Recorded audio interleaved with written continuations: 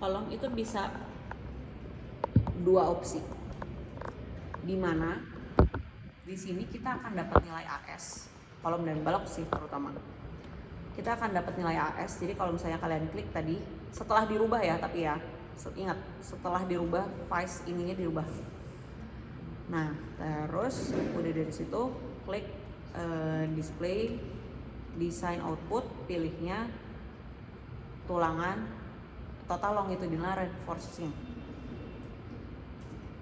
Yang ada di sini otomatis berarti hanya tulangan longitudinal. Ini adalah AS untuk tulangan longitudinal untuk balok dan kolom. Sortnya gimana? Ini kan banyak. Nanti kalian sort berdasarkan balok yang dipakai aja dulu. Misalnya B1, kalian ada berapa sih? Contoh, kamu udah berapa? 2. B1. Oke, B1 balok anak. Nah, balok satu ini, balok induk, kalau kalian cek, itu tuh pasti keluarnya kan macam-macam. Biasanya begini aja ceknya. Kalian akan mulai main sort data di sini.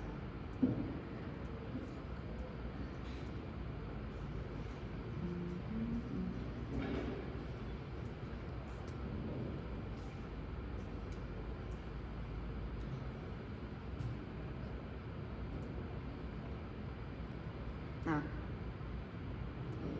ini kan ada AS top, AS min top, AS top, AS bottom, terus ada rebar, V-rebar. Nah, tulangan-tulangan ini lah pokoknya. Nanti kombinasinya pakai kombinasi LRFD dinamik. Ya, kalau ini belum keluar berarti di sini kalian belum masukin. Jadi sini klik select design kombinasi. Kombinasinya masukin LRFD dinamik.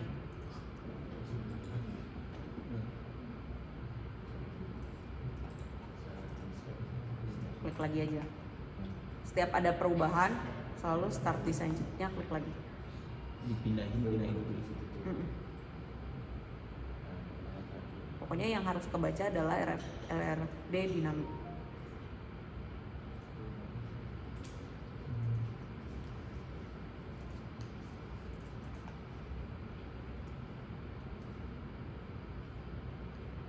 Nah, ini kan udah dalam keadaan LRFD dinamik semua ya. Nah, terus ini AS, kita lihat AS topnya ini kan macam-macam nih. Top, ada yang 1783, ada yang 0 bahkan kecil. Nah, dalam keadaan misalnya contoh deh, ini kita sortir dulu BI doang. BI aja berarti ini keluarnya lumayan nih. Dari 0 sampai maksimalnya di 1700. Ini untuk balok induk aja. Kita bikin klasifikasinya maksimal 3 mungkin. Jadi BI 1, BI 2, BI 3 ini. Nah, untuk AS top yang sebanyak ini kan kalau dibikin satu-satu males ya. Mau berapa banyak kalian kelarnya? 904 balok mau dibikin kan nggak mungkin. Jadi otomatis kita klasifikasikan, dibagi, di sort berdasarkan misalnya kalian lihat rata terbawahnya tadi kan 0 sampai 1783. Kita punya rencana akan membuat 3 tipe balok induk. Which is maksudnya 3 tipe balok induk itu apa? Dimensinya sama 250-400, tapi jumlah tulangannya beda. Itu yang membedakan nanti balok induk 1, balok induk 2, balok induk 3. Nah, ini supaya gampang ya udah kan 1800 lah, anggap 1800 bagi 3 berapa sih? 600. Berarti pilih 0 sampai 600 untuk tipe 1, 600 sampai 1200 itu untuk tipe 2, 1200 sampai 1800 itu untuk tipe 3. nanti kamu mainin data di sini. Makanya saya bilang ini kalian harus main sortir data, jadi harus Excelnya harus mulai pro. Jadi yang mana yang pakai termasuk nanti kategori balok 3, balok 1, balok 2 itu harus sudah tahu. Nah, tuh. Lalu kalau untuk masuk ke perhitungan balok kan, kalau misalnya kalian ngambil AS, boleh aja ambil AS-nya yang maksimum aja. Jadi misalnya tadi untuk balok 1 ambil AS maksimum berarti 600. Yang kedua ambil 1200, yang ketiga 1700. Itu boleh diambil. Nah, terus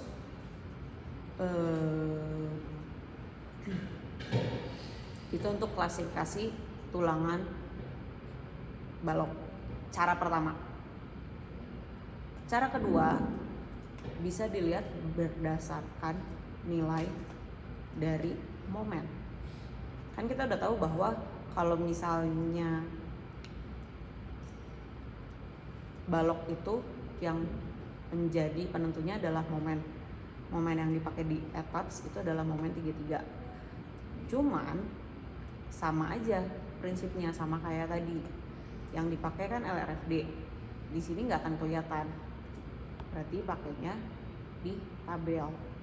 Di tabel ini lihatnya adalah elemen output. Pilihnya force. Kalau tadi kalian taunya AS, kalau ini taunya momen. Sama aja. Tetap harus disortir juga tetap. Gitu loh. Cuman bedanya adalah mungkin kalau di sini kalian harus tahu posisi sebelah mana tumpuan, sebelah mana lapangan. Jadi sortirnya 2 kali, udah sortir momen, terus yang mana yang tumpuan, yang mana yang lapangan. Tapi kalau pakai tadi kan tinggal dilihat aja kan posisinya, yang mana tumpuan, yang mana lapangan, gitu. Di sini juga kita bisa nge-sort untuk LRFD doang misalnya.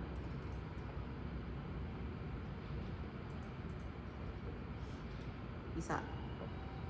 Di sini dapatnya momen. Jadi ini saya bebaskan, kalian mau pakai cara yang ngambil dari momen atau mau ngambil dari AS. Biasanya kalau dari AS kadang-kadang memang cenderung lebih besar, lebih boros. Kalau di sini kan angkanya tepat sasaran ya, sebulannya exact gitu, angkanya sekian berapa. Kita kan nggak tahu apakah ETABS kena pembulatan atau enggak, tapi anggaplah ETABS pintar, pasti pintar. Itu untuk balok. Nah, untuk kolom juga perlakuannya sama. Bisa 2 tadi. Cuman kalau balok kan setelah kalian misalnya ngambil AS, cek di hitungan Estimate atau MATCAD atau Excel yang dulu pernah di beton. Ternyata dia lolos. Ya udah, aman. Nggak perlu validasi lagi ke ETABS. Kenapa? Karena di ETABS itu kita tidak memasukkan tulangan balok. Tapi kalau kolom itu harus di recheck. Yes. Kolom setelah ini masuk, kita ngambil AS-nya, itu nanti masuk ke dalam perhitungan dulu. Keluar tuh tulangan kan. Biasanya kan kalau di beton finalisasinya adalah keluar tuh misalnya 8D16.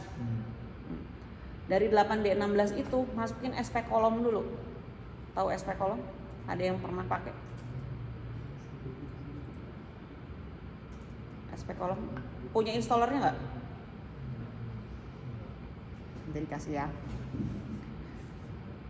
Jadi di sini kita itu untuk ngecek apakah si kolom ini rasio tulangannya oke atau enggak, rasio kolomnya juga oke atau enggak. Itu dengan berdasarkan tulangan-tulangan yang kita dapat dari perhitungan manual. Dan dia masuk nggak ke dalam diagram interaksi. Ingat diagram interaksi yang bentuknya kayak daun? Itu tujuannya. Kalau di sini sudah masuk ke dalam diagram interaksi, berarti tulangannya sudah bisa diinput dalam. Apakah setelah diinput dalam ETABS itu valid langsung oke? Belum tentu. Kenapa? Nanti setelah masuk dalam ETABS, ini kolomnya kita akan rubah. Yang tadinya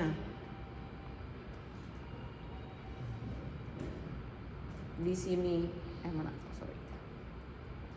To be design jadinya to be check. Kita trial ya, coba ya.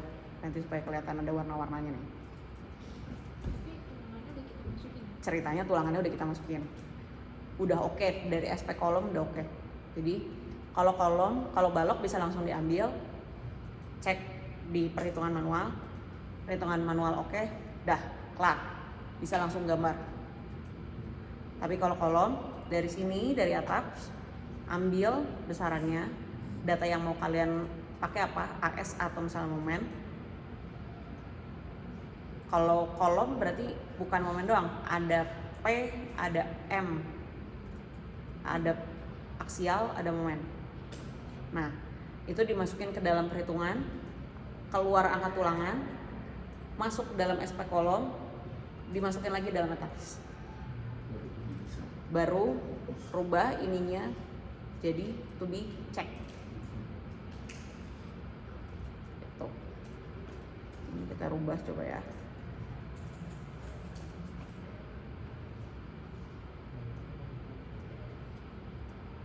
Yang capeknya di sini. That's why persiapkan hitungannya dengan baik dan benar. Perkaranya adalah setiap semester selalu menggunakan Excel entah berantah ketika ditanya nggak tahu dari mana. Itu kenapa? Karena kalau misalnya judgementnya nanti ketika kalian presentasi itu kan ketahuan nih, kayak oh tiba-tiba misalnya keluarnya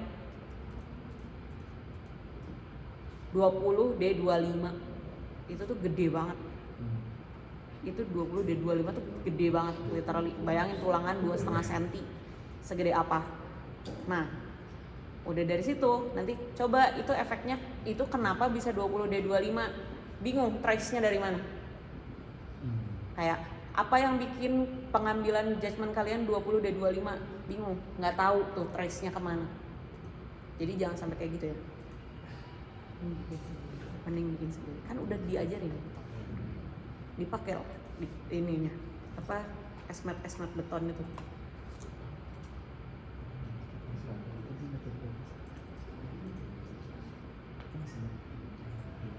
Cari yang, kan kalian bertiga nih, pasti dosen betonnya kan semua beda-beda. Cari yang lebih mudah, yang lebih enak inputnya. Nah, ini nanti finalnya akan begini.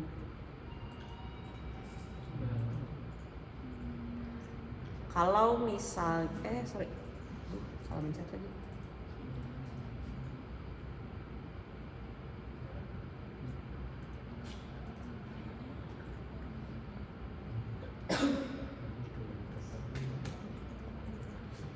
Jangan dalam keadaan longitudinal ya, ininya dalam all failure.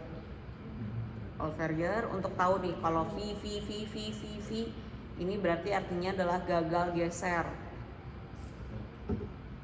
Kalau misalnya nggak tahu ya tinggal diklik aja di sini, nanti dia biasanya keluar. Diklik, klik kanan. OS 45 itu apa sih?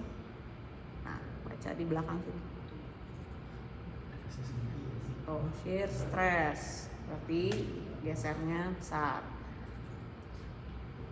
Nah, kalau kita mau lihat tujuannya apa? Di design check ini untuk ngecek PMM rasio. Nih, PMM rasio yang diperbolehkan di PTS semester ini di range 0,5 sampai 0,95 cukup ya, 0,5 sampai 0,95. Jadi ketika masih ada yang biru-biru kayak gini 0,4, berarti kalian harus mainin tulangan. PSM range. PMM bukan PSM. PSM paduan suara, PMM. PMM range-nya adalah dari 0,5 sampai 0,95. Yang which is berarti kalau di atas warnanya hijau sampai ungu. Kalau merah berarti gagal. Nah, terus kalau misal udah di dalam range itu, terus tadi tes siapa si gesernya gagal, Biasanya nggak. Kalau udah dalam range itu nggak akan ada masalah. Ini buktinya nggak ada masalah. Kalau kolom nggak akan ada masalah. Kalau balok ya mungkin keluar geser. Tapi kalau balok ya penyelesaiannya kan karena kita nggak masukin tulangan, ya dicek di tulangannya aja. Pas kalian ngitung manual kan, ngitung manual tuh ngitung tulangan longitudinal dan tulangan geser kan. Kalau ternyata gesernya lolos, ya udah, berarti yang di sini biarin. Gitu. Nggak perlu dirubah-rubah karena kalau di attach untuk balok itu hanya bisa berubah-berubahnya dimensi doang. Jadi paling ditambah lebarnya, gitu. Tapi kan kalau misalnya kayak gitu harus cek lagi dong mode 1 mode 2 nya gimana. Itu problematikanya di situ. Makanya lebih baik cek dulu di hitungannya kalau untuk balok yang geser. Dan kolom pun kalau misalnya merah itu harus dibenerinnya bukan ganti dimensi ya. Tulangannya aja dimainin. Diperbanyak dimensi diameternya dikecilin tapi tulangannya diperbanyak kayak gitu. Jadi jangan main-mainin lagi dimensi. Karena kalau dimensi ganti run 1 lagi berarti kalian. Ngulang lagi dari awal. Gitu. Ya. Nah, tadi untuk balok sama kolom. Apakah kalau untuk pelat itu ngambil datanya bisa pakai AS? Nggak bisa. Kenapa? Karena kita pelat di sini nggak dimodelin strip. Jadi ya otomatis kalau untuk pelat harus manual. Manualnya gimana? Ya caranya dilihat dari berdasarkan si momen.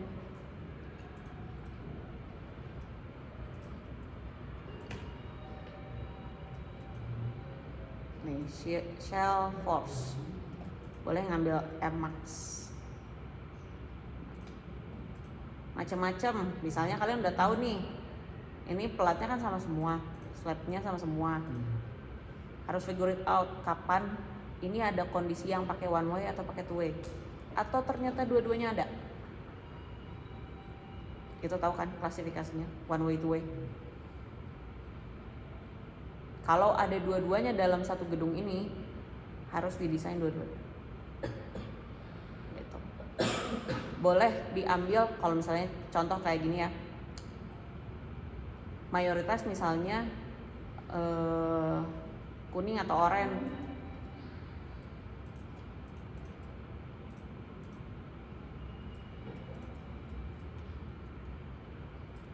Ini static set.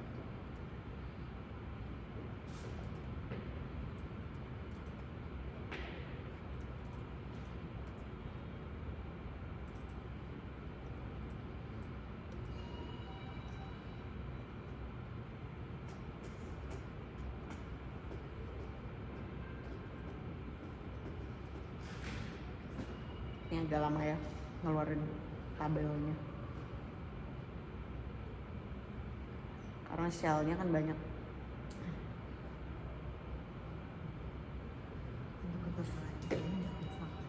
Ya, ketebalan yang sama dianggap sama. Jadi kalau pelat kemungkinan ya pembedanya hanya one way two way aja gitu.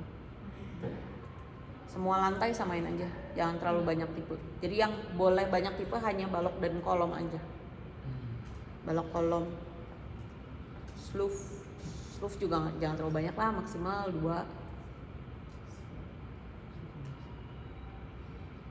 Sloof tuh yang buat penghubung antar palket.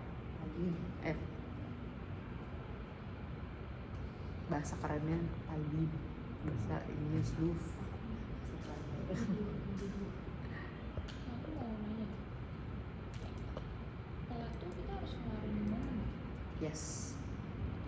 Pelat kan mau. Nanti dari momen pasangan sama tumpuan kita ambil apa yang bisa? Baru Ya. kita pulang. Ambil masing-masing, perempuan sendiri, orang sendiri. Boleh keluar dari tiketnya? Boleh. Oh, Ya kalau nggak kamu dapat dari mana? Kalau nggak dari tabs. Hah? Excel gimana maksudnya? nah ini. Berdasarkan ini ya, tebel. Iya. Terus sama kan ada tipe-tipe tumpuan tuh yang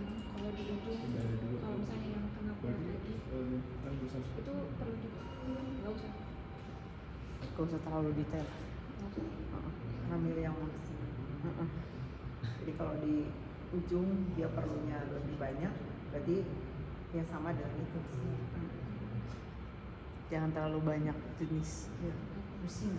Ya. Yang masangnya. Terus tulangan jalan boleh berapa? Jalan. Jalan. Tulangan Jarak. jalan. Tulangan jalan. Itu kan ada tulangan yang dipasang dulu, ntar ada ekstranya kan. Tulangan yang awal dipasang dulu, batasnya berapa? Batasnya. Iya.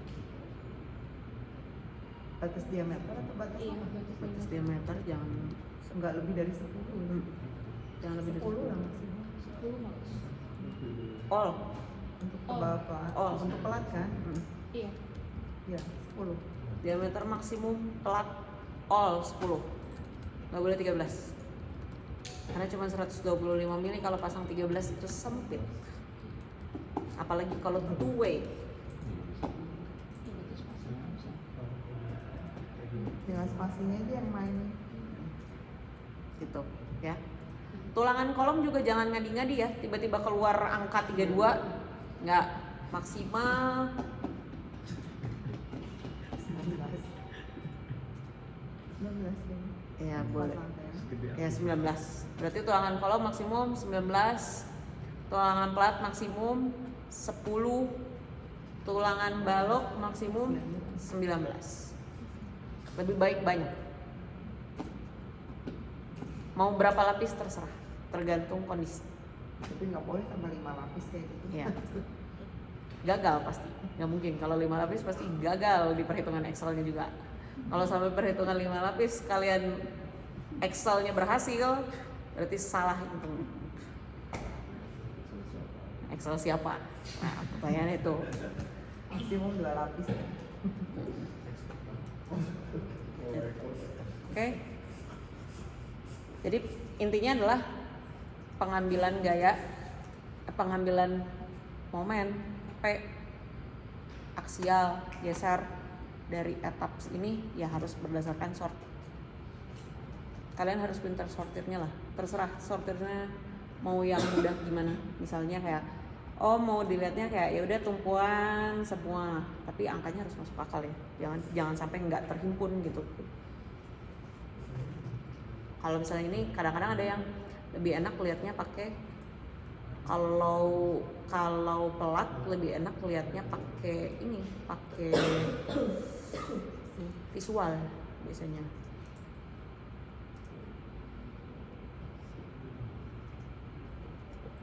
Untuk tahu kayak yang besarnya di mana nih. Jadi bisa tahu kayak dari sini aja udah ketahuan kan kayak di lantai 1 ada maksimumnya sampai sekian, lantai 2 sampai sekian. Nah jadi kan sortir gayanya lebih enak itu.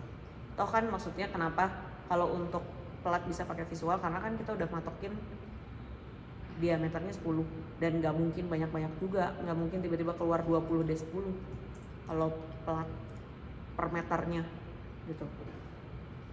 Ingat ketika desain ada spasi-spasi minimum, spasi maksimum, itu tolong diperhatikan ya.